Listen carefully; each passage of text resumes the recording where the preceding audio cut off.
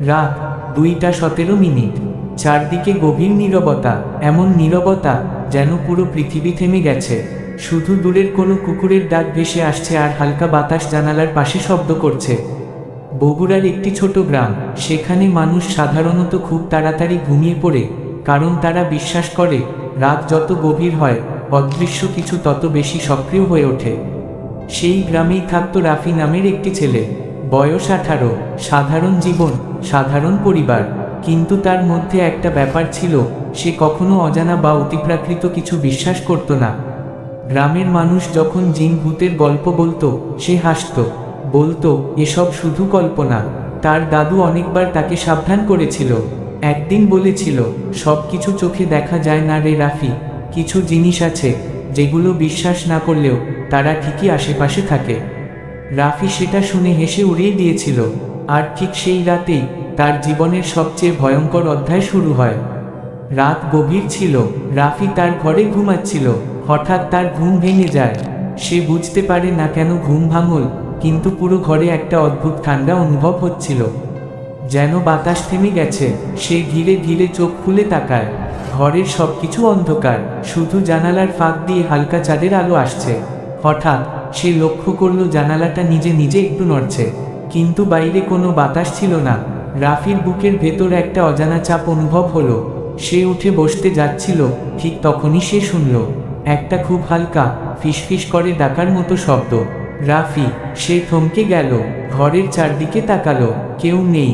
সে নিজেকে বোঝালো হয়তো ভুল শুনেছে, আবার শুয়ে পড়ল। কিন্তু পরের রাতে একই ঘটনা আবার ঘটল। এবার শুধু শব্দ না, সে অনুভব করল ঘরের কোণে কিছু একটা আছে।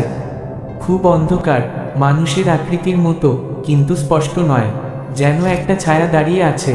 ছায়াটা নড়ছে না, কিন্তু মনে হচ্ছে সে তাকিয়ে আছে রাফির দিকে। রাফির গলা শুকিয়ে গেল, সে চোখ বন্ধ করে ফেলল।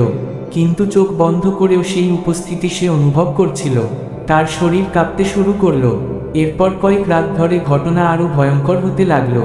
কখনো বিছানার পাশে কারো বসে থাকার অনুভব, কখনো নিঃশ্বাসের শব্দ, কখনো আবার সেই একই ফিসফিসানি।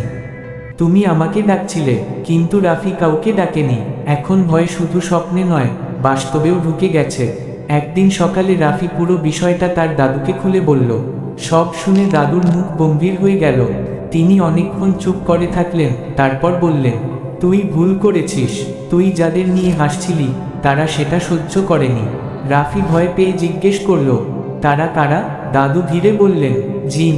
তারা আমাদের মতোই এই দুনিয়ায় আছে, কিন্তু আমরা তাদের দেখি না। সেদিন থেকেই রাফির ভেতরের ভয় আরো গভীর হলো। আর সেই রাতটা ছিল সবচেয়ে ভয়ঙ্কর। রাত প্রায় 3টা, রাফি ঘুমিয়েছিল। হঠাৎ তার ঘুম ভেঙে গেল, কিন্তু এবার একটা বড় সমস্যা ছিল, সে নড়তে পারছিল না। যেন কেউ তার শরীর চেপে ধরে রেখেছে। তার বুকের উপর ভারী চাপ, শ্বাস নিতে কষ্ট হচ্ছে।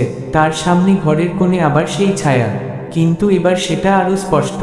ধীরে ধীরে সেটা মানুষের আকৃতি নিচ্ছে, কিন্তু তার চোখ ফাঁকা, গভীর অন্ধকার। রাফি ভয় কাঁপছিল। ছায়াটা ধীরে তার দিকে এগিয়ে এলো, তারপর ফিসফিস করে বলল, তুমি আমাদের অস্বীকার করেছিলে। রাফির শ্বাস বন্ধ হয়ে আসছিল, মনে হচ্ছিল এটাই শেষ। ঠিক তখনই তার দাদুর কথা মনে পড়ল, ভয় পেলে আয়াতুল কুরসি পড়বি। সে কাঁপা কণ্ঠে পড়া শুরু করলো। ধীরে ধীরে ঘরের বাতাস বদলে যেতে লাগলো, ভারী চাপ কমতে শুরু করলো।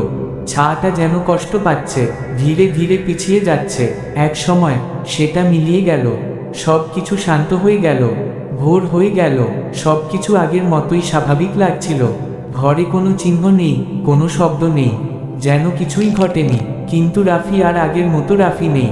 সে এখন জানে এই পৃথিবী শুধু মানুষের জন্য নয়। আর সবচেয়ে ভয়ঙ্কর বিষয় হলো, কখনো কখনো অন্ধকারে তারা আবার ফিরে আসে।